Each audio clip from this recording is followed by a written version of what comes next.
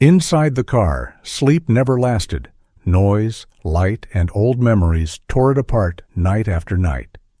He struggled to buy the old house because neither he nor his dog could survive many more nights without rest. He believed the house would offer only one thing: silence. But when he moved an old wardrobe pressed against the wall, he uncovered something the town had hidden for decades, and that discovery changed everything. Before we begin, please help me reach my first 1,000 subscribers and let me know where you're watching from in the comments below. Your support truly means the world to us. Summer pressed down on the small town like a held breath. Heat lingered on asphalt long after sunset, and nights offered no relief, only shadows, distant engines, and the faint smell of oil that never fully disappeared. Michael Harris had once worn the uniform of a United States Marine. Now, at 48, he lived with his German Shepherd in an aging sedan that drifted from parking lot to parking lot, never staying long enough to be noticed. The car offered shelter from rain and sun, but it was never home. Michael was tall but slightly stooped, his shoulders permanently tense as if bracing for impact. His hair, once dark, had gone mostly gray at the temples, cut short out of habit rather than care. A rough beard clung to his jawline, not from style, but from forgetting to shave. His eyes were sharp yet exhausted, the eyes of a man who never fully stood down. Rex, the German Shepherd, was 5 years old, black and white fur, broad-chested, alert amber eyes. He moved with quiet discipline, always positioning himself between Michael and the world. During the day, Michael worked whatever jobs he could find, hauling scrap, cleaning yards, patching roofs, never staying long enough for questions to form. The flashback came without warning. Inside the grocery store, fluorescent lights hummed overhead as a cart rattled across uneven tile. Somewhere outside, tires screamed against pavement. Metal scraped. The smell of overheated oil rushed into Michael's lungs, thick and choking. His vision fractured. He was no longer in the store. He was somewhere else, hotter, louder. His body reacted before his mind could catch up. Michael shouted, voice sharp and commanding, words pulled from another life. Shoppers froze. A security guard, a heavy-set man with thinning hair and an anxious expression, approached cautiously, hands raised. To him, Michael looked dangerous. To Michael, everyone looked like a threat. Rex acted before anyone else could. The dog pressed against Michael's leg, teeth gently catching the fabric of his sleeve, tugging downward. "Sit!" the dog seemed to insist without sound. Michael's knees buckled. He dropped to the floor, breath tearing out of his chest. The guard asked him to leave. Michael didn't argue. He couldn't. By nightfall, the car became a trap. Michael tried to sleep inside it because it was expected, because people slept in cars all the time. But his body rejected the enclosed space. A passing truck's headlights swept across the windshield, and his muscles locked. Somewhere nearby, a metal gate clanged shut. His heart slammed against his ribs, hands shaking as if already reaching for a weapon that wasn't there. Sleep never came in full. It came in fragments, broken by reflex and fear. Many nights Michael gave up. He stepped out of the car and crossed to an empty dirt lot at the edge of town, where nothing enclosed him and no walls boxed him in. He sat on the ground until morning, back against nothing, eyes open. Rex lay several feet in front of him, body angled outward, ears twitching at every sound. The dog never slept deeply either. He watched because Michael could not. Morning always arrived too soon. Michael rose stiff and sore, joints aching from cold ground and tension held too long. He washed his face in public restrooms, keeping his back to the wall, eyes on the door. His hands trembled when he held coffee. Not from caffeine, but from exhaustion layered on old fear. People who hired him saw a quiet man who worked hard and spoke little. They did not see the calculations running constantly behind his eyes, where exits were, what noises meant danger, how fast he could move if things went wrong. Some employers didn't call him back, others did, until his shaking hands or sudden silences made them uncomfortable. Michael didn't blame them. He had learned long ago that survival meant adapting without explanation. Rex followed him from job to job, lying in shade when aloud, rising instantly when Michael stood. To Michael, the dog was not a pet. Rex was routine, grounding, a living reminder of the present. Late one night, sitting in the dirt lot again, Michael stared at the horizon as dawn slowly bled into the sky. He thought about how long it had been since he'd slept through the night. Years, maybe more. He thought about the weight Rex carried, always watching, always guarding, never fully resting because Michael could not. The realization pressed heavily on his chest. Michael had survived worse than this, he told himself. He always had. But survival wasn't the same as living. As the sun climbed and the town stirred awake, Michael rubbed his hands together, trying to chase warmth into them. Rex shifted closer, placing his body squarely between Michael and the open field. Michael rested a shaking hand briefly on the dog's back. He didn't know what came next. He only knew that something had to change because neither of them could keep living this way. Michael kept working because stopping meant thinking, and thinking meant the past would find him. Each morning, after a night without real sleep, he walked to whatever corner of town offered day labor. A hardware store parking lot, the edge of a construction site, the back entrance of a diner needing trash hauled out. His body moved on habit, alone. Shoulders tense, jaw tight, eyes always scanning. Rex followed at his side, leash loose but never slack, his black and white coat already dull with dust despite Michael's efforts to keep him clean. People saw a big dog and a quiet man and assumed toughness. They didn't see how thin Michael's patience had become, how sleep deprivation sharpened every sound until it felt like a blade. The roofing job came from a man named Tom Wheeler, a local contractor in his early 50s with a sunburned neck, thick forearms, and a beard gone gray, unevenly, as if stress had claimed it in patches. Tom wasn't unkind, just practical. He spoke in short sentences and avoided eye contact the way people did when they didn't want stories attached to labor. Michael appreciated that. The house sat at the edge of town, a single-story place with peeling paint and a sagging roofline. Heat radiated off the shingles, and Michael climbed carefully, hands steady despite the tremor in his wrists. Rex stayed below at first, pacing the yard, watching every movement. It was Tom's wife who noticed the dog. Her name was Linda, late 40s, slender, with sun-lined skin and hair pulled into a messy blonde bun. She carried herself with a tired kindness, the kind that came from having raised children and watched them leave. Without asking, she set a bowl of water near the shade of the porch, then returned with scraps of chicken wrapped in foil. Rex hesitated, looking to Michael first. When Michael nodded, the dog drank deeply, then lay down in the shadow, chest rising and falling in a way Michael rarely saw. For once, Rex was not standing guard. He slept. Michael paused on the roof, hammer resting against his thigh. Something twisted sharply in his chest. He realized how rare this was, how even at night, even when Michael sat awake in the dirt, Rex never truly rested.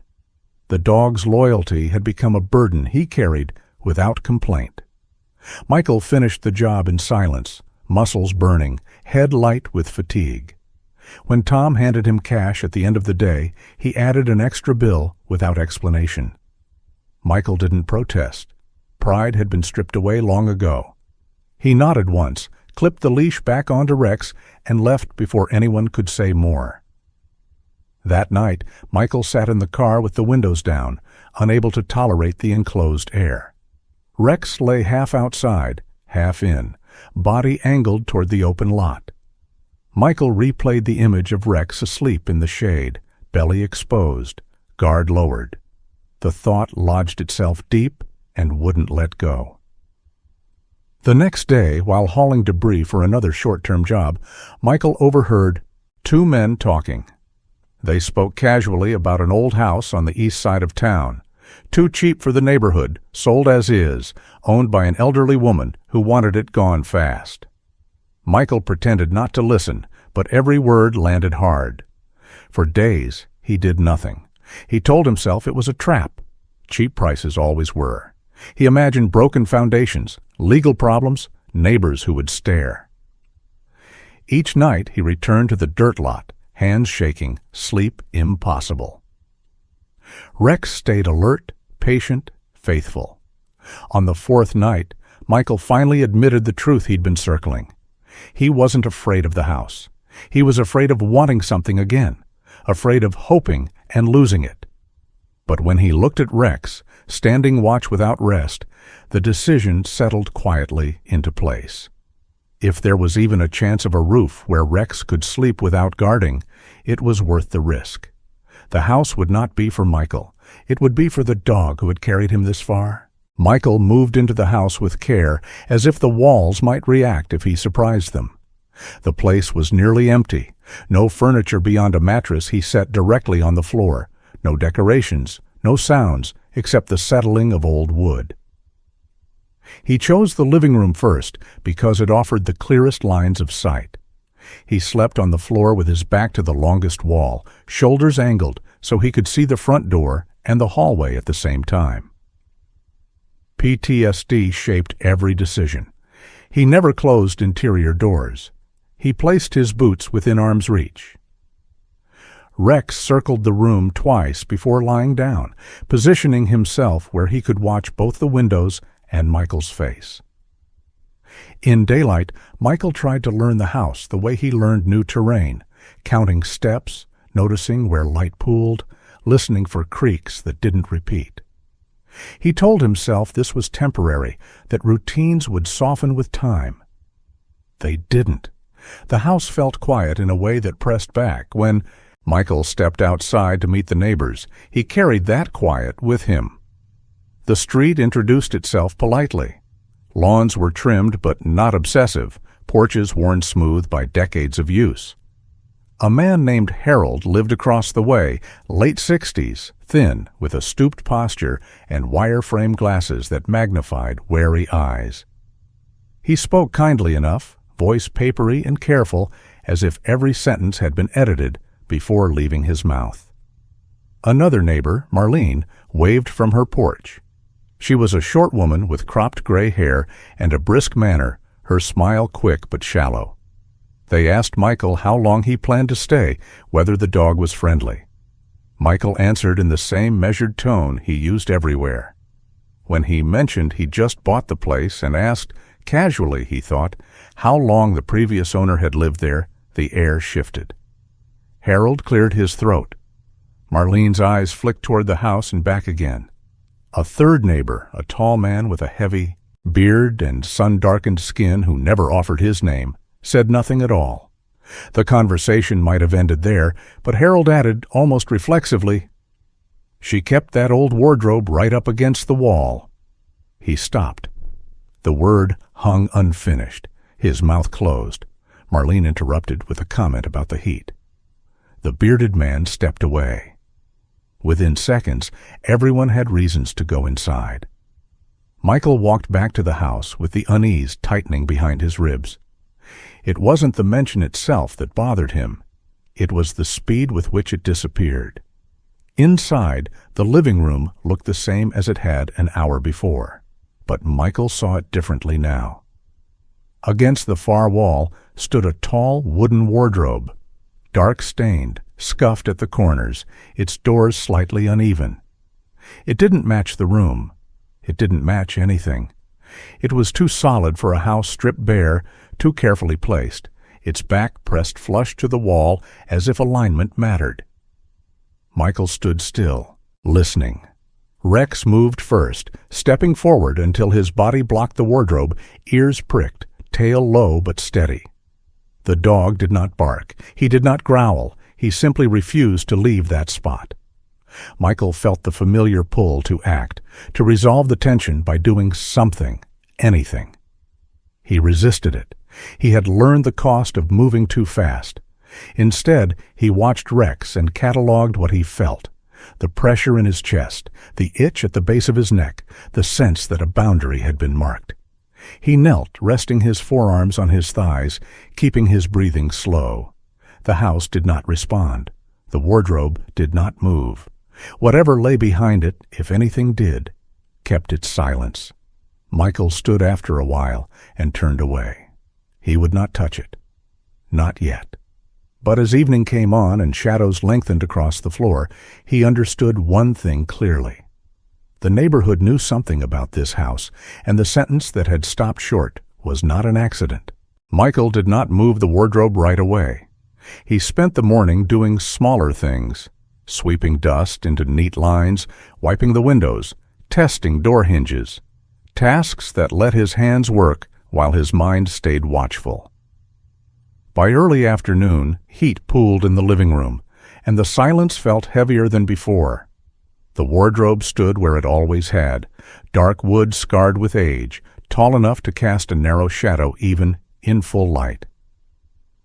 Up close, Michael noticed details he had missed.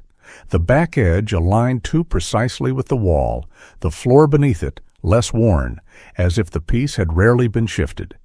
He braced himself, feet planted wide, and pushed. The wardrobe resisted at first, then slid with a low scrape that set his nerves buzzing. Rex reacted instantly, stepping forward, claws clicking softly as he pressed his shoulder against Michael's leg, eyes fixed on the space opening behind the furniture. What appeared was not an empty wall. Set into the plaster was a shallow recess carefully concealed, its outline disguised by paint and time. A thin wooden panel covered it, fastened flush, the seams almost invisible unless you were looking for them. Rex lowered his head and scratched once, twice, light, deliberate movements that stopped the moment Michael raised a hand. Michael's breathing slowed. He knelt and ran his fingers along the panel's edge, feeling where old wood met newer work. This was not accidental. Someone had taken care. He eased the panel free, expecting dust or rot. Instead, the air that escaped was dry and faintly metallic, like paper kept too long in storage. Inside the recess were stacks arranged with almost obsessive order. Bundles of letters tied with twine yellowed by age. Black and white photographs wrapped in wax paper. Slim cassette tapes labeled in neat handwriting.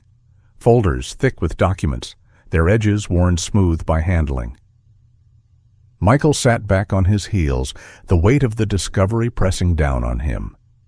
He did not touch anything at first. His mind ran through possibilities, inheritance, hoarding, some forgotten family record, but none fit the care with which everything had been placed. Rex stayed close, body angled toward the opening, ears forward, as if guarding it from being closed again. Michael lifted one letter at random. The paper was thin, the ink faded but legible, the words careful, indirect. Names appeared without surnames, dates without locations. A photograph showed a group of people standing close together on a porch Michael recognized immediately. The porch of this very house, decades earlier. Their faces were tense, eyes alert, as if the camera itself were a risk. Michael felt a chill unrelated to the heat. He set the photograph down gently and reached for a cassette tape. The label read only, May. No year, no explanation. This was not a personal keepsake hidden for sentiment. It was a record meant to survive. He spread the materials on the floor, keeping them in their original groupings, respecting the order imposed by someone else's hands. As he worked, Michael became aware of a strange reversal. For years, he had lived inside memories he could not control, fragments of the past that intruded without permission. Now, here was a past that had been deliberately restrained, compressed into silence, waiting for a moment when it could be acknowledged. The thought unsettled him. He thought of the neighbor's averted eyes, the sentence that had stopped short. The wardrobe had not been furniture. It had been a door. When evening came, Michael closed the panel and slid the wardrobe back into place, hands shaking despite his effort to stay calm. He did not lock it away out of denial. He did it because he understood, instinctively, that opening this fully would change things. Rex remained where he was, lying down with his head near the wardrobe, refusing to leave even when Michael called softly. Michael let him stay, as darkness filled the room. Michael sat against the opposite wall, back straight, eyes open. The house no longer felt merely quiet. It felt like a witness. And Michael knew, with a certainty that settled deep in his chest, that whatever had been hidden here had not been meant to disappear forever, only to wait. Michael did not remember falling asleep. One moment he was sitting on the floor across from the wardrobe, back straight, eyes open, counting his breaths. The next, he was inside the dream. Heat, smoke, the metallic scream of twisted steel. He saw his unit moving through a narrow corridor of debris, the air thick with dust and burning oil. A Marine, young, broad-shouldered, freckles across his nose, barely old enough to shave, turned back toward Michael just as the blast hit. The force threw Michael clear. When he tried to crawl back, hands scraping against broken concrete, there was nothing left to reach. He woke with a hoarse shout trapped in his throat, drenched in sweat, heart hammering so hard it hurt. The room was dark, the house was silent. Rex was on his feet instantly, ears forward, body tense, amber eyes locked on Michael's face, waiting for the moment he could step in. Michael staggered upright, disoriented, the smell of hot oil still clinging to his senses. His hands shook as if they belonged to someone else. Without thinking, driven by the same instinct that had kept him alive overseas, he shoved the wardrobe back into place. Wood scraped against the floor. The sound made him flinch, but he kept pushing until the hidden recess was sealed again. He stood there, breathing hard, forehead pressed briefly against the wardrobe's rough surface. This was how he survived, by burying things, by closing doors and pretending they were walls. But the silence did not settle. Rex did not move away. The dog lowered himself in front of the wardrobe and stayed there, broad back blocking it, head lifted, eyes alert. When Michael called his name, Rex did not respond. He did not disobey. He refused. Minutes passed, maybe longer. Michael's pulse slowed enough for thought to return. He pulled the wardrobe back again, the decision sharp and sudden, as if ripping off a bandage. The recess gaped open. Rex shifted closer, pressing his shoulder against the wall beside. It, claiming the space. Michael sank to the floor, exhaustion crashing over him in waves. He understood then that this was not just about documents or old photographs. This was about silence as a habit, as a survival strategy passed from one person to another. He had lived inside that strategy for years. Seeing it reflected back at him from the walls of a house made his chest ache. By morning, Michael had slept no more than an hour. He washed his face, hands trembling, and stepped outside with Rex at his side. The neighborhood was already awake. He approached Harold first, catching the older man as he checked his mailbox. Up close, Harold looked more fragile than Michael remembered. Skin thin, veins visible, eyes darting. Michael asked carefully about the wardrobe, about the house. Harold's mouth tightened. He shook his head once, sharp and final, and muttered that he didn't know anything. Marlene was next. She stood on her porch, arms crossed, posture rigid. When Michael mentioned the house, her jaw clenched. "Best to let the past stay put," she said, voice flat, and turned away. Even the bearded man down the street, who rarely spoke, crossed the road to avoid Michael altogether. The pattern was unmistakable. Different faces, same response. Avoidance practiced over years until it became automatic. Michael returned home with the weight of that realization pressing down on him.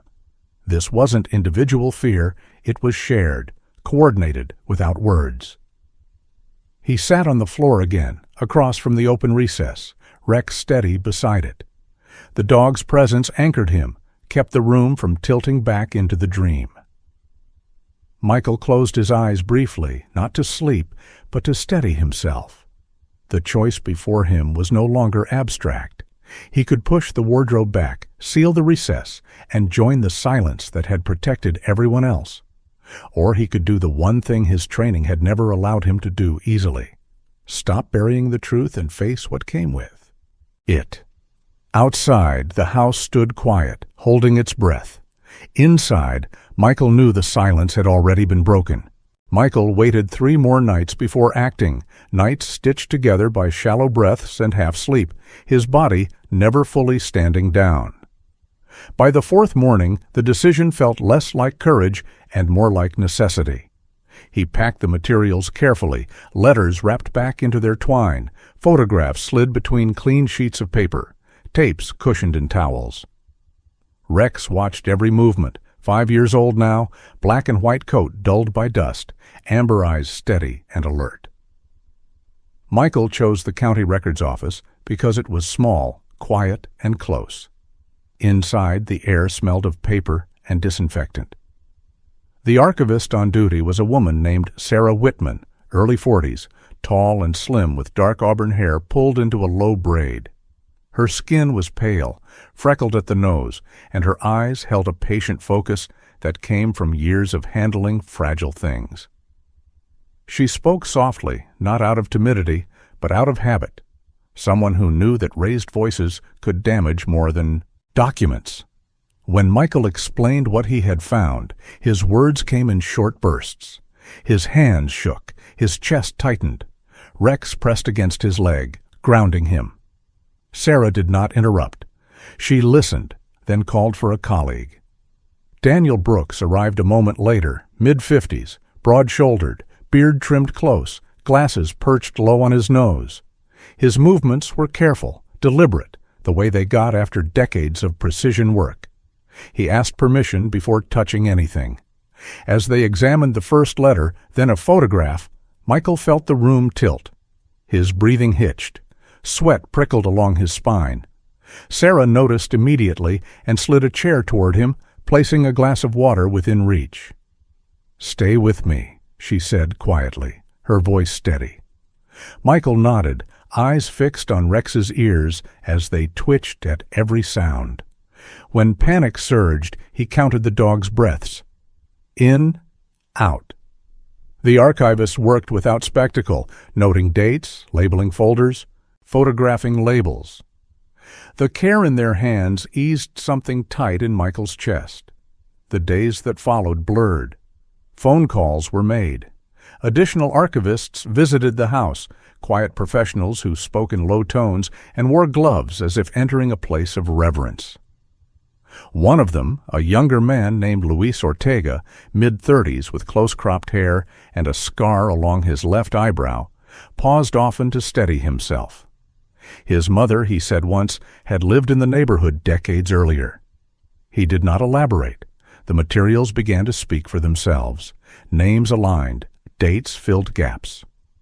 The house, once a container for silence, became a point of reference. Michael stayed present by anchoring himself to routine. Morning walks with Rex, meals at the same time, brief check-ins with Sarah, who explained what could be shared and what needed protection. Each conversation tightened his chest, but he did not retreat. When the first confirmation surfaced, the neighborhood changed. Doors closed more quickly. Conversations stopped mid-sentence. Harold no longer checked his mailbox when Michael was outside. Marlene crossed the street to avoid passing the house. It wasn't hostility. No one glared, no one accused. It was fear resurfacing, old and practiced, stirred awake by the idea that what had been hidden was now visible. Michael felt the weight of it and understood, perhaps for the first time, how silence could be communal without being kind. At night, he sat in the living room, the recess open now, wardrobe pulled aside. Rex lay beside it, no longer blocking, simply present.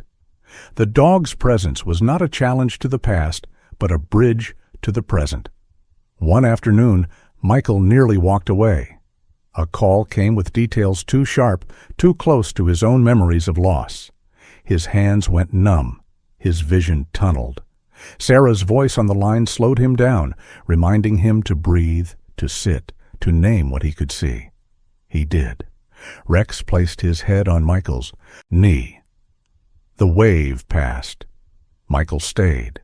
He understood that bringing the truth into the light did not erase fear. It redistributed it, shared the load so one person did not have to carry it alone.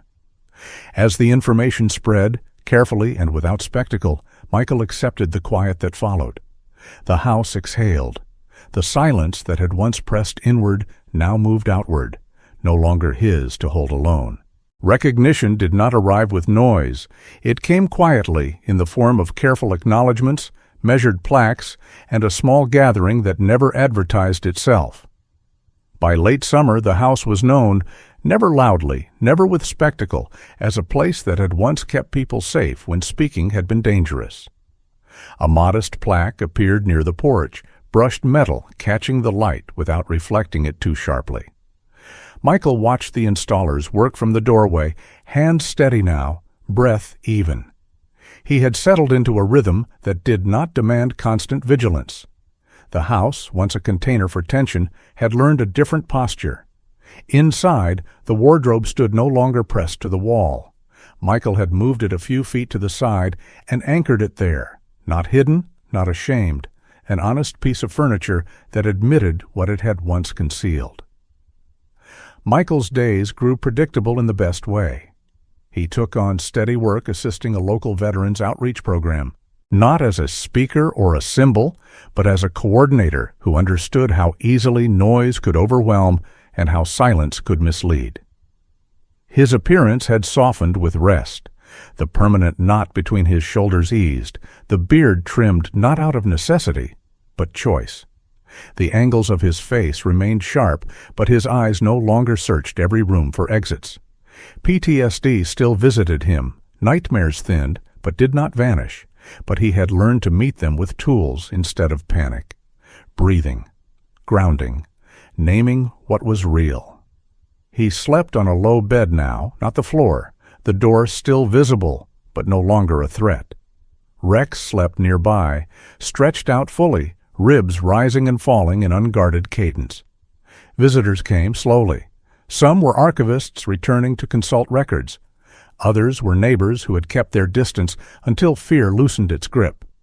Marlene stopped one afternoon with a basket of tomatoes, her posture less rigid, her voice tentative but sincere. Harold nodded from across. The street, and weeks later, crossed over to say a few words that amounted to an apology without using the word. Michael accepted them as they were. He understood the cost of speaking late, and the habit of silence formed early. The house did not demand reckoning from everyone at once. It allowed time. One morning, Sarah Whitman returned with a small group, students this time, quiet and attentive. She stood tall as ever, auburn braid tucked neatly behind her shoulder, explaining the significance of ordinary rooms that had once carried extraordinary risk. Michael listened from the back, hands in his pockets, Rex lying at his feet.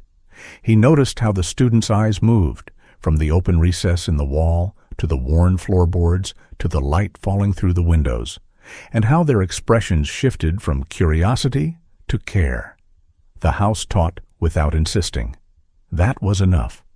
In the evenings, Michael sat on the porch with a glass of water and watched the street settle.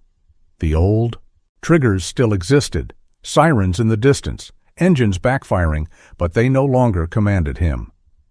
When a sudden sound startled him, Rex lifted his head, assessed, and lay back down. No standing watch, no blocking the doorway. The dog trusted the quiet now. That trust felt like the final measure of change. Michael rested his hand on Rex's back and felt the warmth there, steady and real. The last light of summer slipped across the porch, and Michael stood to take it in. The house behind him held memory without gripping it. The wardrobe, offset and honest, marked an absence without demanding concealment. Michael knew healing was not erasure. It was integration. He would always carry the past, but it no longer dictated his stance. As the sky deepened into evening, Michael closed the door, not to brace for battle, but to end the day. And for the first time in a long while, nothing inside him argued with that choice. Sometimes the miracle is not that pain disappears, but that God gives us the strength to live honestly with it. If this story touched you, please share it, leave a comment, and subscribe to the channel. May God bless you, watch over your nights, and grant peace to you and those you love.